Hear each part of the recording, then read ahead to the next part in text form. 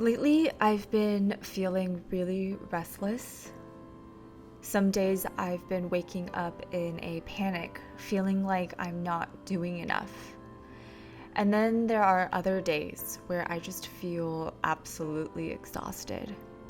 I've been working 7 days out of the week since the start of the pandemic, and I haven't had a chance to catch my breath. I know in the back of my mind I need to take a break, spend some me time, but with everything going on in this world and the kind of work that I do on a day-to-day, it just didn't feel right to, take a break. As I take you through my self-care journey as a minority business owner, I hope that together we will be able to find manageable resting strategies to maintain not only our energy, but our connection and motivation. How to rest and also recover while you fight for social change.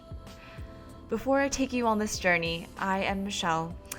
I'm the founder and creative director for We Are Uprisers, a community-driven streetwear brand rooted in telling stories of the underrepresented.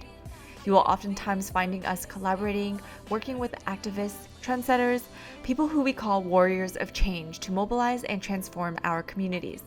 I also run an organization called Hate is a Virus with my co-founder Tammy Cho, a nonprofit community of mobilizers and amplifiers dedicated to dismantling racism in all forms of hate. Well, running two organizations that I am so passionate about allows me to constantly keep going, and in a way it almost feels like it's not work.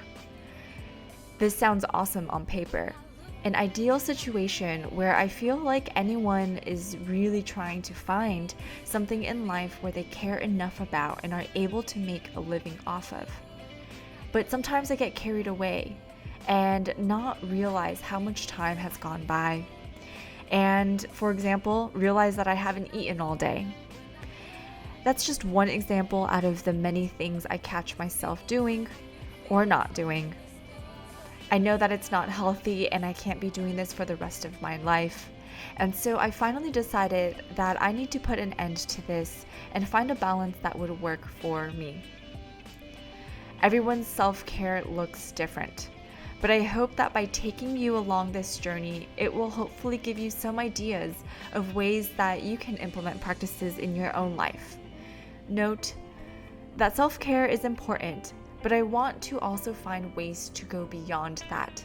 How can we rest and recover while we continue to fight for social change? This journey is about finding manageable resting strategies to maintain our energy, connection, and motivation. Well, one of the ways that I decided to start on this journey is that both teams at Hate is a Virus and Uprisers decided that we would take a week-long break. Over the past week, I recorded some routines that I feel helped revive, energize, and also get ready to take on the world again. Reading. I'm not much of a reader, but when I find a book that I love, it's hard for me to put it down. The latest book I've picked up was a rec from an artist, activist friend. The author shares so much insight that I found myself taking time circling, underlining, taking notes on each page. I've been able to concentrate and find more than just 10 minutes here and there to read. Basking in the sun, and don't worry, I made sure to lather lots of sunscreen. It was really nice to just find endless amount of time to relax, read, and be outdoors.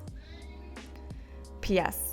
If you're looking to learn more and gain insight on the work around abolition, I'll drop down more info below on where you can buy this book and some additional resources.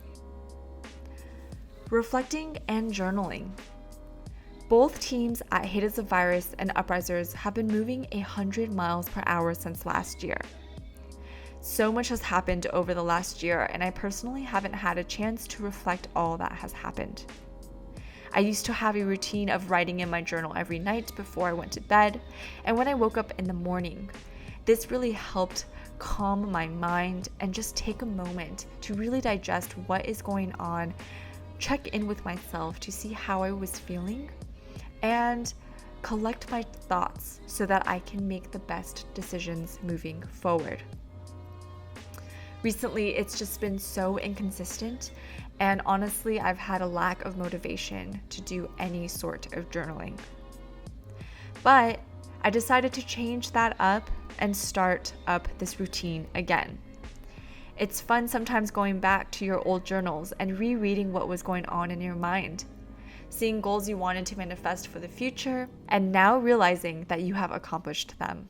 I most recently found that it's pretty important to take a moment and give yourself a pat on the back. Sounds weird and corny, but honestly, no one else is going to do that for you.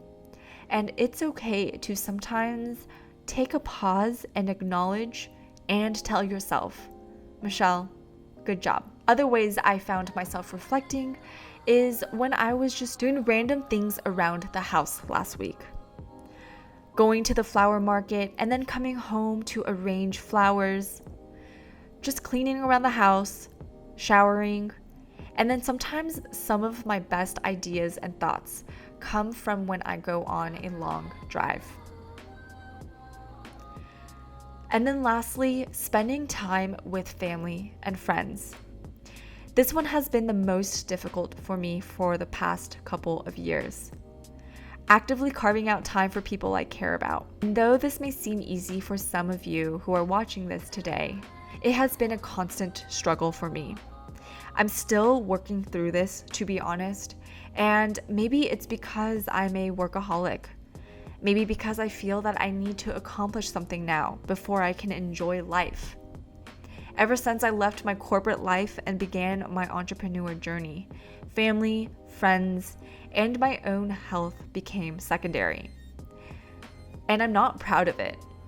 This is something that I've learned the hard way, and something that I've realized is that work will always be there. I used to think that the only way I could stay afloat, stay relevant, all of these noise that was happening in my mind was if I were to work harder.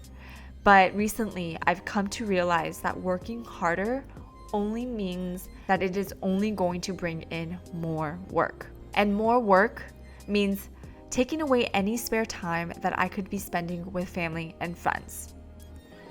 On this note, being in the pandemic has almost been a blessing in disguise. It's allowed me to refocus on what really matters in life for me. And though I am still actively working on this and trying to better myself and allocate more time for folks that I truly care about, at least I hope that putting in the work right now will make it so that it feels a lot more smoother and organic moving forward. So last week I set aside time to explore museums throughout the week, and I started to re-engage with my love for art history and art theory and igniting my creative side of the brain again without having it tied to any sort of work-related things. It was really nice to just mindlessly walk around each room and be re-inspired again. I also spent a lot of time hanging out with family, and for the first time since the pandemic started, my extended family and I got together and we were able to spend an entire afternoon lounging around, catching up, eating good food, and just having really good conversations. I've really missed them so much, and it actually sparked another family occasion hang, which is coming up later this week, and I'm really, really looking forward to it. Though this journey is just the start of my self-care journey, I hope that it has sparked something in your journey of self-care and that it's okay to rest while doing the good work. Self-care means taking care of yourself so that you can be healthy, you can continue to do your job, you can help and care for others, and you can do all of the things you need to and want to accomplish for that day. And one last thing I'd like to share with you today is a quote from Feminist Sex Ed. Rest is radical. Rest is not the enemy of change, and it is one part of its fuel. Until next time, Uprisers, let's continue to fight the good fight.